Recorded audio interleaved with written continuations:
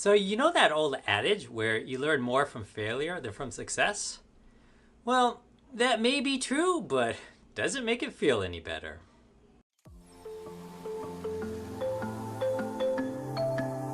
Welcome. I am the running otaku.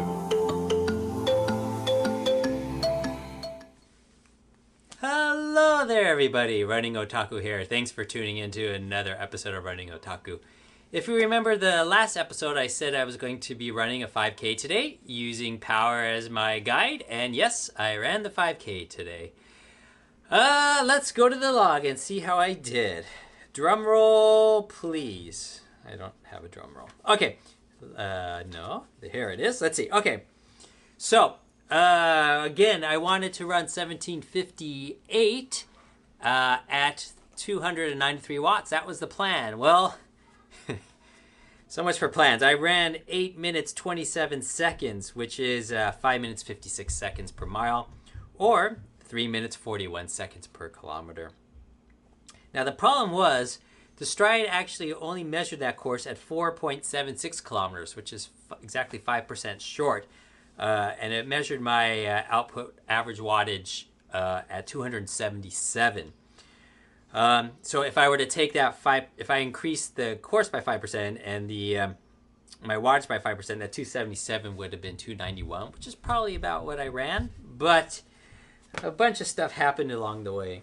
So first off, with the Stride, it was really cold. It was like 40 degrees at the start, which is like 4 degrees Celsius, so 40 degrees Fahrenheit, 4 degrees Celsius.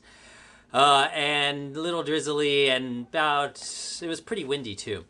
So I jogged the course in my training shoes, and the Stride measured almost perfectly, like 5.01 kilometers, something like that. Then, after I warmed up, I put on my racing flats and affixed the Stride foot pod to my racing flats. And I knew things were off right from the first kilometer because I was running pretty hard. I could feel kind of my perceived effort was probably 292 or 3 watts, like right what I was supposed to. And I looked down at my watch, and the average was 280 watts. And I said, geez, something's wrong. My legs feel too tired for 280 watts. Let's keep going. So the second kilometer, I picked it up a little bit, and 285 watts. Still way below what I really felt like I was running. And I noticed something too at that second kilometer when I ran in the racing flats, in my trainers to warm up. I hit the 2 kilometer mark right at train tracks. Now, the course was measured and marked off in miles instead of kilometers, but I knew where those train tracks were, and I wasn't there when my watch beeped at 2 kilometers. So I knew something funny was happening during the race with the Stride distance and probably the power too. And that kind of threw me off.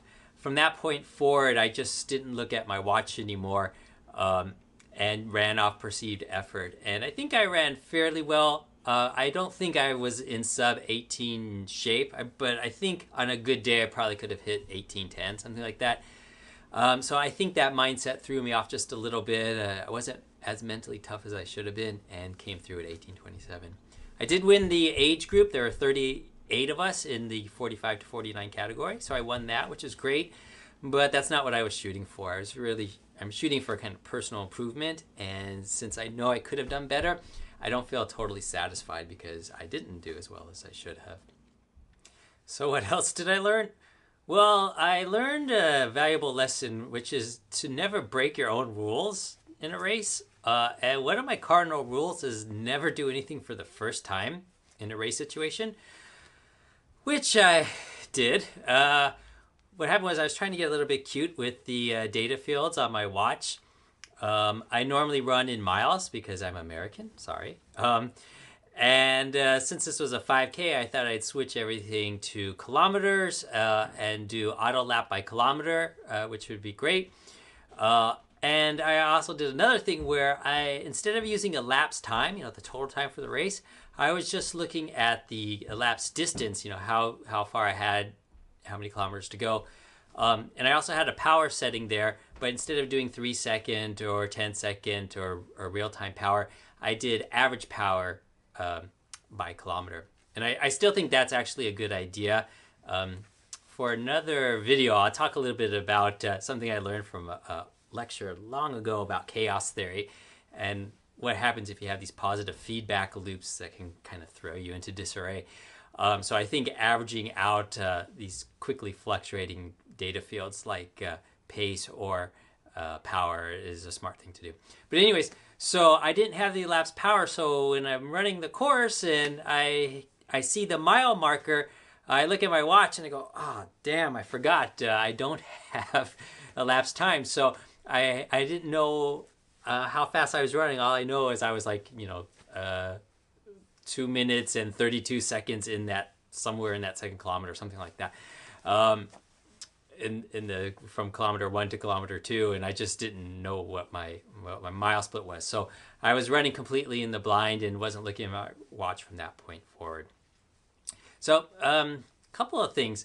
One, FootPod was way off today, and that was surprising. It's never been off by that much. I don't know if it was the cold or a race situation. I wasn't running around anybody who had another device that could have caused some kind of conflict. Maybe the watch just timed out somewhere. I actually turned off Wi-Fi on my Apple Watch because I was getting some crazy signals when I was doing my warm-up right by McDonald's and connected to their free Wi-Fi, which is good, but not when you're racing. So I don't know what it was. Like I said, the FootPod was phenomenally accurate when I ran in my trainers before and after the race. I did 3-mile warm-up, warm down. But during the race, it was just off by that 5%, and it threw it all off. So, lesson learned, don't go breaking any rules, and always have elapsed time in a race as a fallback position, just in case everything else goes haywire. At least you can see where you are in the race. So, that's it for the race. Again, like I said, a little bit disappointing, but I learned a lot, and it wasn't really a target race, so that's okay too. And I'm really excited because in a couple weeks I start my kind of core training for the Boston Marathon, which comes up on April 15th. And I'm still deciding what training method to use. I ran a marathon a year ago, my Boston qualifier, and I used a training plan, power-based training plan from Jim Vance, and that was great. I had a lot of interesting nuances to it, and I ran a PR and qualified, so a lot of success there. But I like trying different things. So I was thinking about using another power-based training plan, which I very well may do. Or there's a few other training plans that are out there that are doing some interesting things in terms of pacing and intensity. And I can translate that into power and still use the power meter to run a more traditional training plan. So I'm doing some research over the next week or two, and I'll make the final decision, and then with 14 weeks or 15 weeks to go to the marathon, I'll start hitting that hard training. Actually, speaking of miles and stuff, for the end of the week, I just want to look here. So my week started on Monday and they end on Sunday, and today's Sunday. So as you can see here, I finished the week with 52 miles.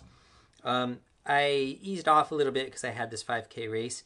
But for the rest of December, I plan to get back up to that 70 mile per week range, which is, I think, about 110 kilometers per week. And then once I get those miles in my legs, I'll feel like, if I haven't broken anything by then, that is, I feel like I can handle a pretty intense marathon training plan because I plan on training intensely. Well, I think that's long enough for today. I want to thank you guys for tuning in and following me.